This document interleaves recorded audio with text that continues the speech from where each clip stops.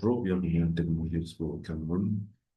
Et l'exposé de ce jour portera sur la programmation. Dans un premier temps, nous verrons ce que c'est que la programmation. Seconde partie, le principe de la programmation. Ensuite, le langage de programmation. La programmation est un ensemble d'instructions, un ensemble d'actions, pardon, qui vise à donner des instructions à une machine pour la réalisation d'une tâche précise.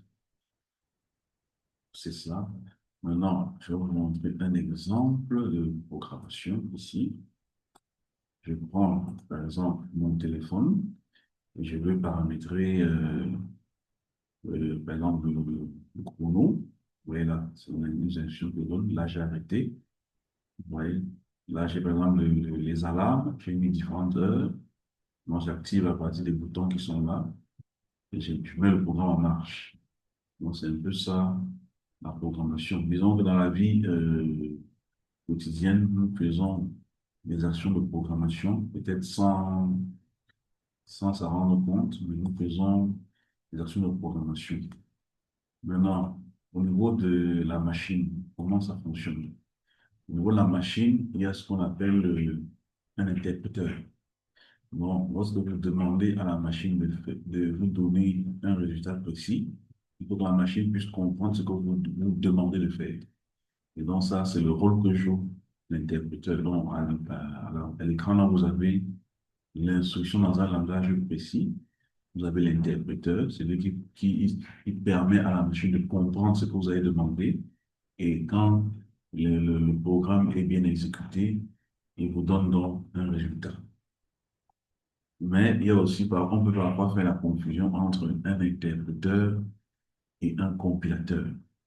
Je dirais ici que la différence, l'interpréteur se distingue d'un compilateur par le fait qu'il effectue l'analyse et la traduction nécessaires à l'exécution d'un programme donné, non pas une fois pour toutes, mais à chaque instance de ce programme. Ça veut dire qu'au niveau de l'interpréteur, lorsque vous pouvez écrire un code sur 100 lignes, par exemple, et l'interpréteur va analyser chaque ligne et s'assurer que chaque ligne a été bien écrite.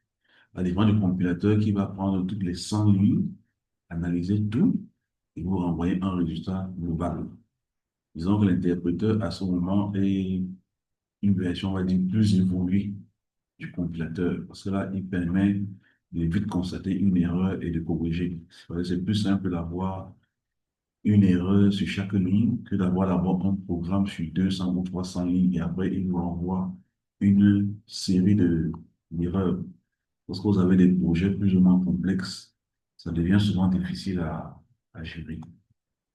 Donc, en troisième partie, on parle du langage de programmation. Le langage de programmation est un ensemble de syntaxes.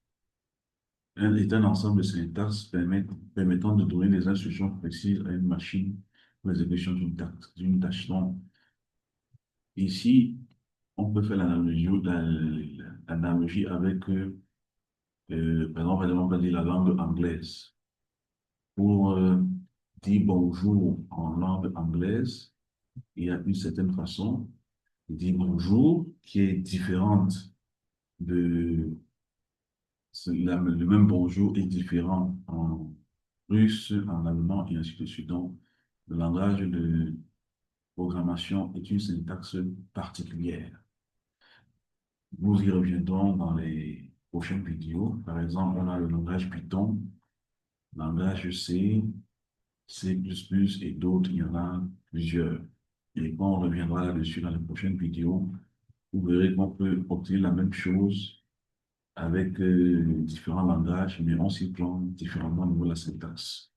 Donc, c'est un peu ça, le langage de programmation. Si vous avez apprécié la vidéo, vous pouvez continuer de nous suivre sur Facebook, à la page Technologie Expo Cameroun, sur YouTube également.